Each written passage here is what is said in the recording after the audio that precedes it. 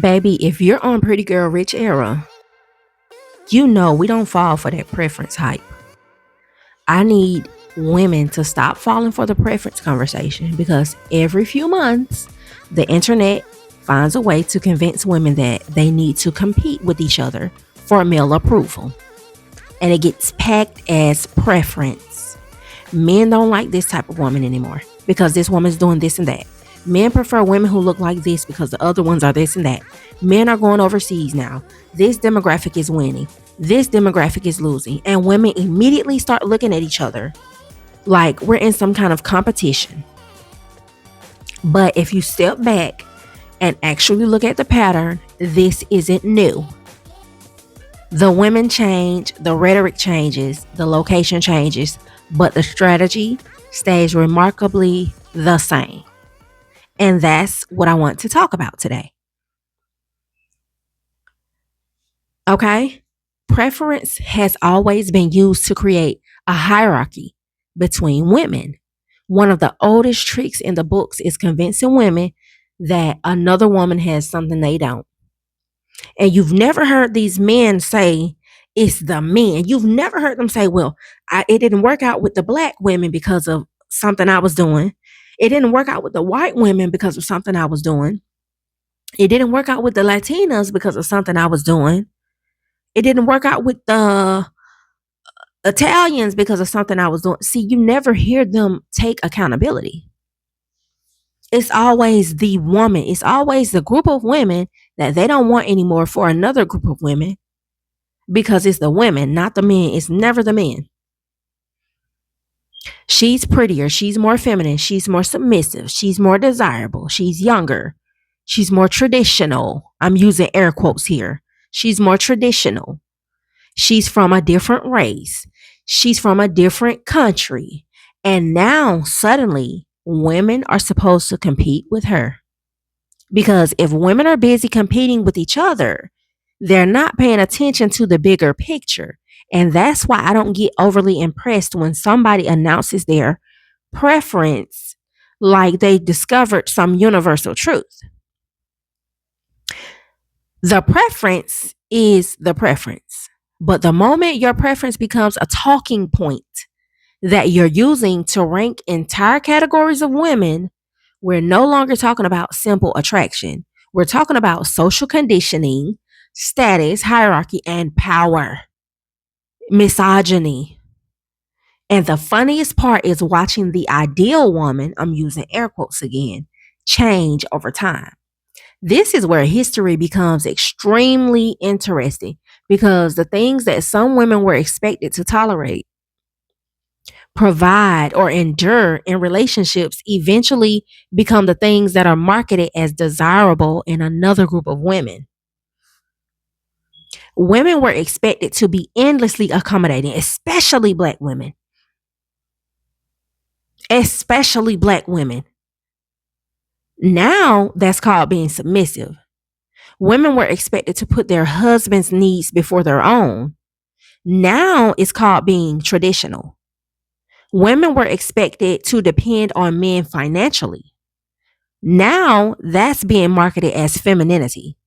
Women were expected to do enormous amounts of domestic and emotional labor, mental labor, without expecting much in return.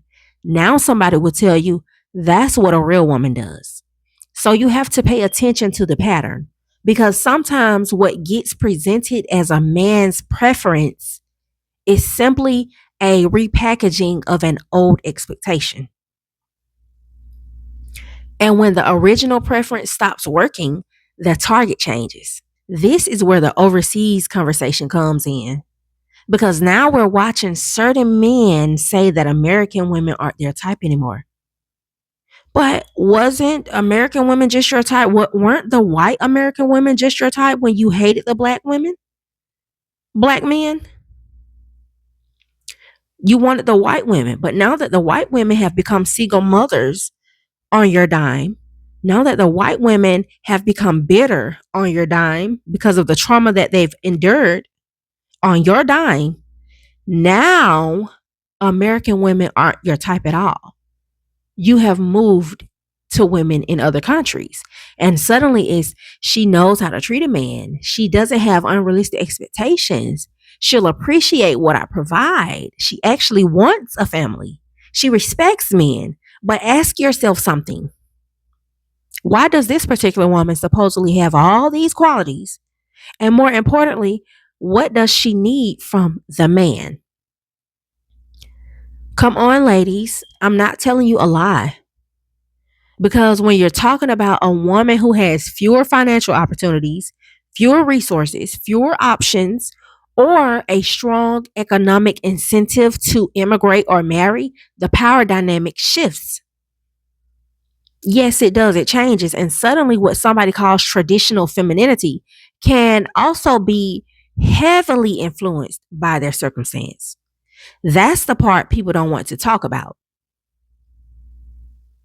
And I get so disgusted seeing the videos of people in the different countries on the islands.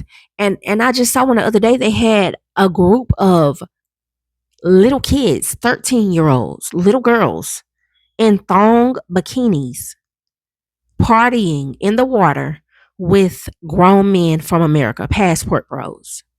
That is sickening. And now women are being encouraged to compete across borders, but they know we're not falling for it. The women over here aren't falling for it. The black women, the white women, the Latinas, Hispanics, we're not falling for it over here. So they have to go across those borders. Think about how ridiculous this conversation has become. All women in the United States aren't just supposedly competing with other women in their city anymore. Now you're trying to compete. You're trying to get women to compete with women in other countries.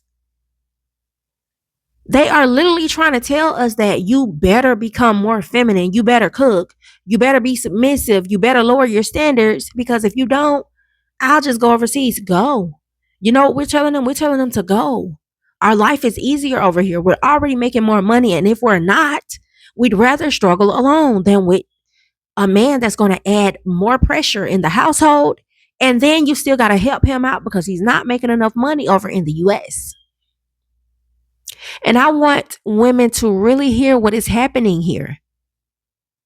I want women to really hear what is happening overseas. That is not empowerment. That's a threat designed to make women compete for access to men. They're trying to reverse psychology.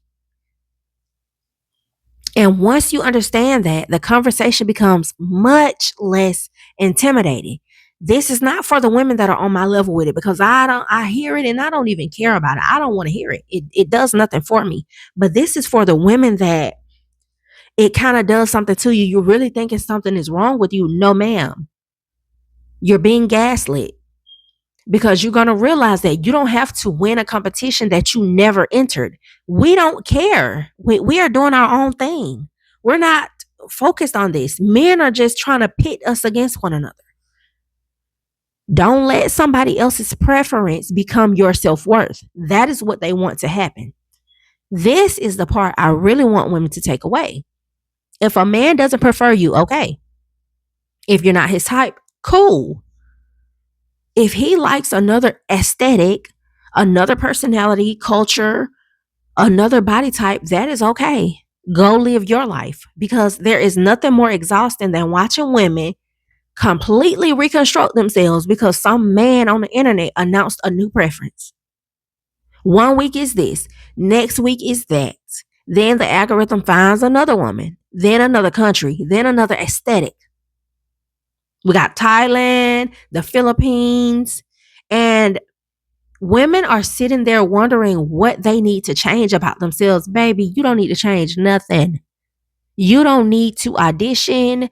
You don't need to beat another woman. You don't need to become somebody's type. You definitely don't need to degrade another woman because you think being her opposite will make you more desirable. Because the goal is to keep women looking sideways, to keep women watching their backs, to keep women on their toes. That is the real trap. No, you keep a man on his toes. You don't let a man keep you on your toes. Get the women arguing about race. Get the women arguing about body types. Get the women arguing about femininity. Get the women arguing about who's more submissive. Get them arguing about who's more desirable. Get them arguing about American women versus foreign women. Get them arguing about who's winning. And meanwhile, everybody is distracted from building their own lives, their education and their money, their health, their friendships, your family, your career, your home, your peace, your confidence, your actual life. Because a woman who is busy building herself isn't necessarily interested in spending all day trying to prove she's more desirable than another woman. And that's why I want women to stop treating male preference like a stock market. Stop checking the charts, asking who's up, who's down, who's being chosen, who's rejected, who's the new ideal.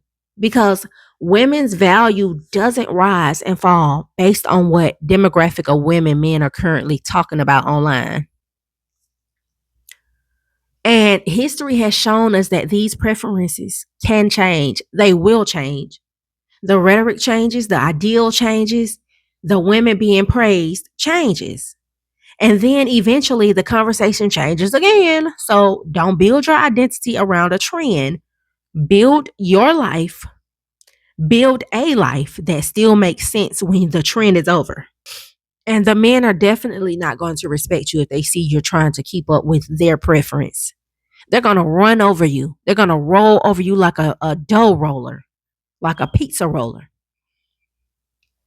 So the next time you hear a man announce that women from one group are better, using air quotes here, are better than women from another group, child, don't run to compete. Just step back and look at the history. Look at who benefits from women fighting each other. Look at what qualifies. Look at what qualities are suddenly being praised. Look at what circumstances make those qualities possible. And most importantly, ask yourself, why am I even sitting here listening or allowing somebody else's preferences to determine how I'm feeling about myself or another woman for that matter? Because I don't need to be the preferred woman. You need to be a woman who prefers yourself. And once you genuinely understand that, a lot of this internet